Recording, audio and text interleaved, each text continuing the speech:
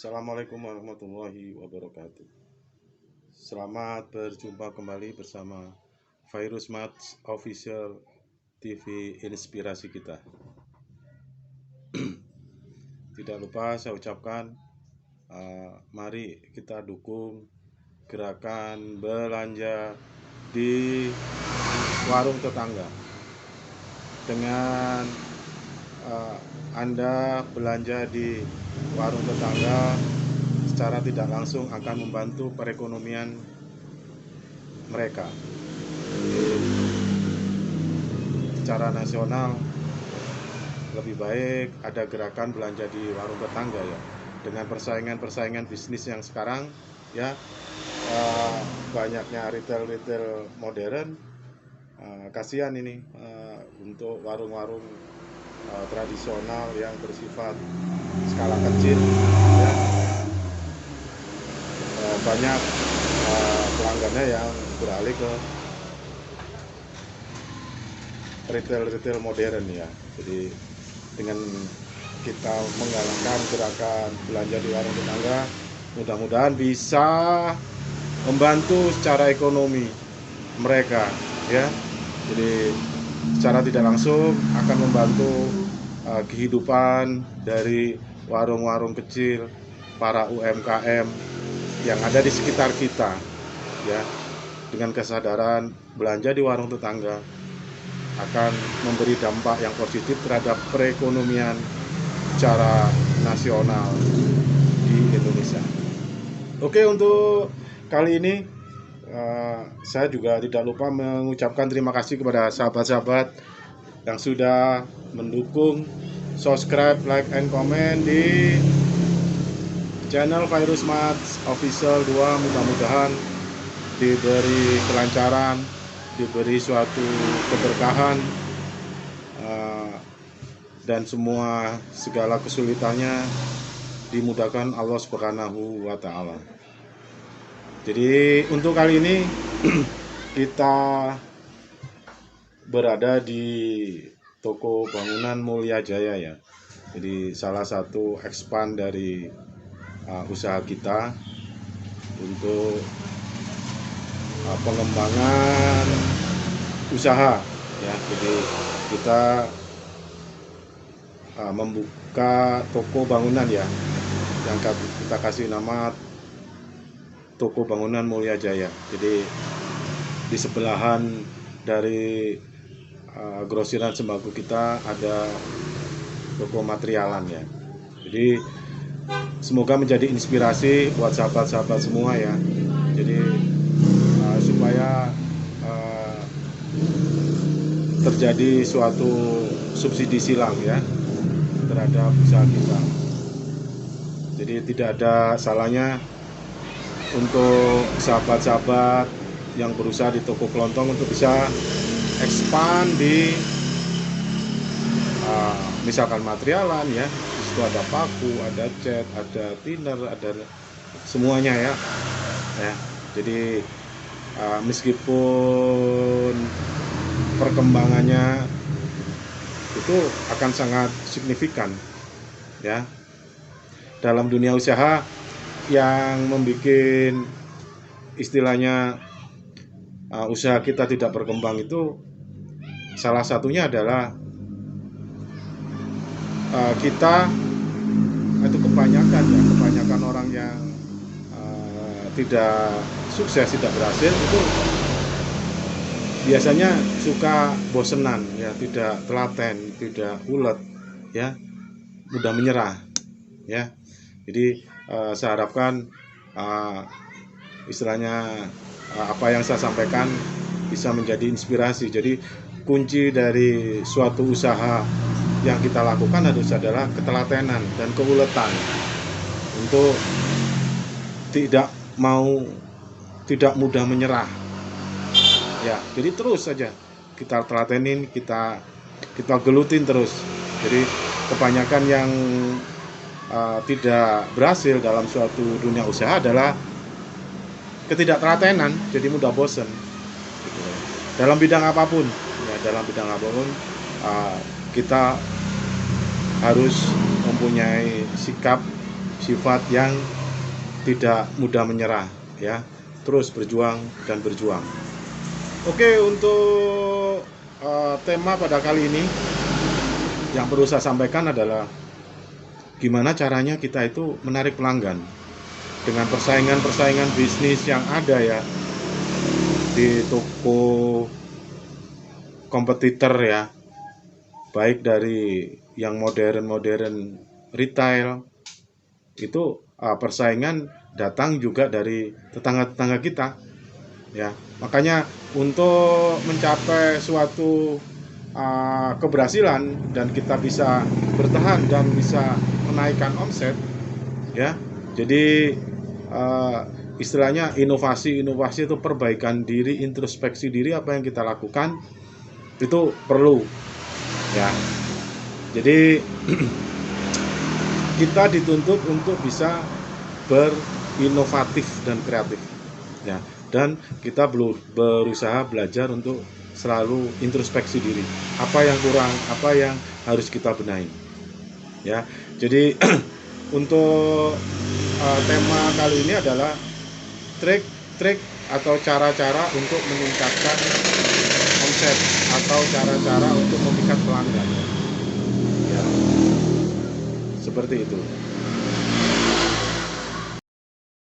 Untuk trik yang pertama ya, trik yang pertama adalah konsistensi jam buka dan jam tutup warung ya. Itu sangat berpengaruh sekali itu ya. Jadi ini sering dianggap sepele sama pemilik toko ya. Jadi mentang-mentang itu tokonya dia, suka-suka dia, akhirnya jam buka dan jam tutup itu tidak menentu gitu ya. Jadi itu padahal sangat berpengaruh sekali ya, gitu loh. Dengan kita jam buka dan jam tutup itu sesuai dengan biasanya, pelanggan juga akan merasa oh jam segini itu buka gitu, jam segini itu tutup gitu. Jadi untuk jam buka disarankan adalah untuk aktivitas pagi itu banyak kegiatan ya. Ada yang ke sekolah, ada yang kerja, ada yang ke sawah, ada yang ke kebun ya. Itu kalau bisa mah kita sudah buka. Jadi semua kebutuhan mereka untuk pagi hari bisa terpenuhi oleh kita gitu. Ya, dengan seperti itu kita istilahnya momen-momen krusial ya, momen-momen krusial pada saat pagi hari itu gitu loh. Diharapkan semuanya itu akan bisa terpenuhi ya. Jadi jam buka poinnya adalah harus konsisten, tepat ya. Jadi si toko itu sendiri tidak sering tutup ya, dengan keperluan apapun tidak sering tutup ya. Dengan persaingan seperti itu kita harus bisa mengikuti kompetitor kita. Dia itu buka jam berapa, dia tutup jam berapa gitu. Jadi dengan kita mengamati kompetitor kita, misalkan kalau dia tutupnya jam 9 ya, kita sedikit agak mundur, akan menarik pelanggan-pelanggan kita dan akan menambah pelanggan-pelanggan yang baru ya, gitu loh. Jadi dengan kalau kompetitor dia tutupnya jam 9, nah kita agak mundur dikit, kita tutup jam 10 seperti itu. Dengan sistem seperti itu ya, otomatis kita akan menambah pelanggan dan pelanggan tetap kita, dan kita bisa menambah pelanggan baru. Dengan seperti itu ya, otomatis omset kita akan menjadi bertambah ya. Jadi jangan dianggap sepele untuk istilahnya ketentuan jam buka dan jam tutup ya, supaya kita itu akan bisa lebih berkembang lagi gitu ya. Jadi seperti itu, hal-hal yang sepele yang sering dilupakan oleh pemilik toko tapi berdampak sangat besar terhadap perkembangan toko itu sendiri. Dalam artian kita berusaha kan untuk mencari suatu omset ya, untuk mencari keuntungan. Jadi kita sudah dapat peluang tapi kita tidak bisa memanfaatkan peluang itu dengan sebaik-baiknya. Ya, jadi hal-hal yang kemarin kita lupakan dengan kita menyampaikan seperti ini, ya kita bisa mereview lagi ya terhadap perilaku atau introspeksi diri kita. Ternyata ini yang menyebabkan omset toko kita menjadi berkurang. Yang kedua adalah kelengkapan barang-barang. Ya, jadi barang-barang yang dibutuhkan oleh pelanggan harus bisa tersedia dengan baik. Ya, dengan kelengkapan barang yang kita sediakan, otomatis pelanggan juga merasa, oh kita beli di toko anu aja, oh kita beli di toko B aja gitu, seperti itu. Jadi istilahnya toko kita itu akan menjadi prioritas utama tujuan orang belanja karena barang-barang kita lengkap. Dengan metode kelengkapan barang-barang, jadi tidak perlu stoknya banyak tapi sedikit tapi tersedia. Terus poin yang ketiga adalah masalah harga. Jadi kita harus bisa menentukan harga yang sangat kompetitif.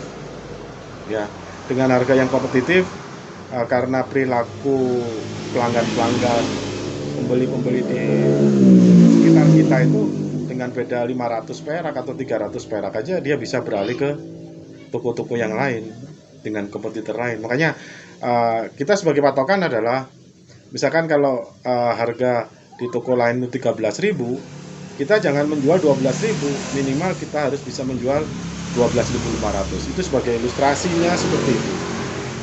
Ya, jadi kita tidak perlu menurunkan harga yang sangat drastis. Kita cukup dengan ilustrasi seperti itu.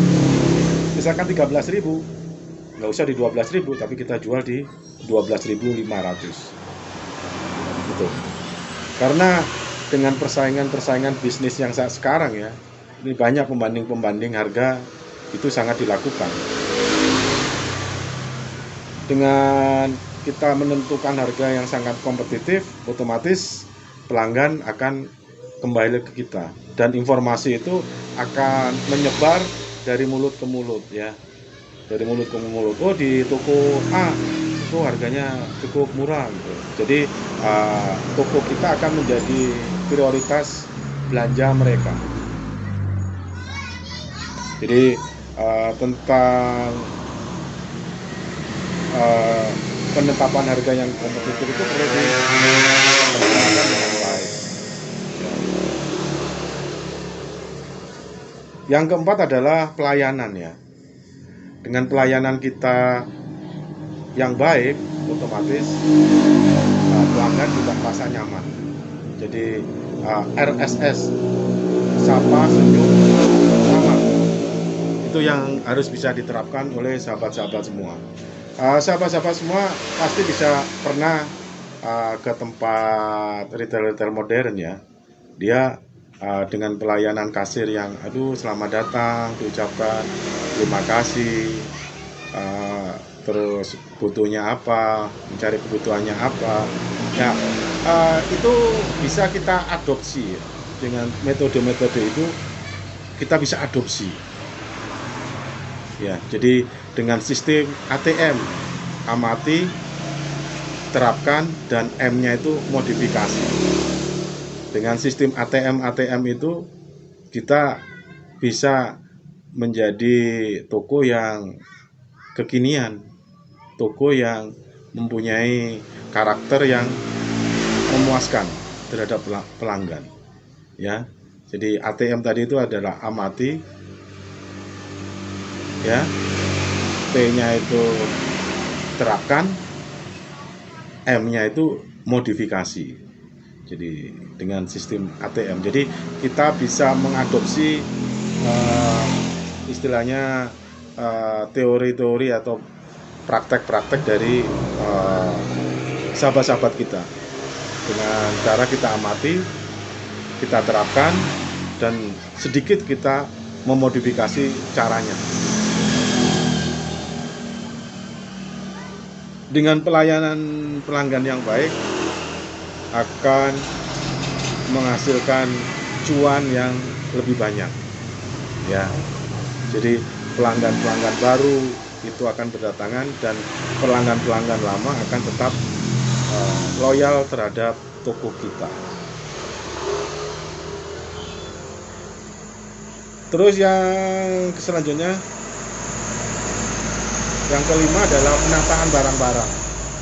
Dengan sistem penataan barang-barang kita yang rapi, yang bersih, yang terang, akan menjadi suatu pilihan dari pelanggan kita untuk belanja. Ya, jadi pengelompokan barang-barang itu sangat diperlukan supaya terjadi suatu proses dia belanja itu dengan mudah. Ya, kelompok makanan, kelompok minuman, kelompok sabun-sabun, kelompok ciki-ciki, ya jadi susu dan sebagainya. Ya kita kelompokkan sesuai dengan kategorinya. Dengan sistem pengelompokan yang benar akan tertata rapi. Oke sahabat-sahabat, jangan lupa untuk subscribe, like, and comment di channel Fairul-Smart Official 2. Semoga yang sudah subscribe, saya doakan untuk bisa digampangkan semua milik rezekinya dan disehatkan semua keluarganya dan selalu dalam lindungan Allah Subhanahu wa Ta'ala. Bagi sahabat-sahabat yang baru menemukan channel Fairul-Smart Official 2, saya ucapkan selamat datang, selamat bergabung. Semoga apa yang kita sampaikan menjadi inspirasi dari kita semua. Oke sahabat-sahabat, seperti itu yang saya sampaikan untuk bisa menjadi suatu inspirasi buat kita semua. Saya ucapkan Assalamualaikum warahmatullahi wabarakatuh. Salam gerakan belanja di warung tetangga. Dengan belanja di warung tetangga, kita bisa membantu ekonomi mereka. Salam dekat, hemat, bersahabat.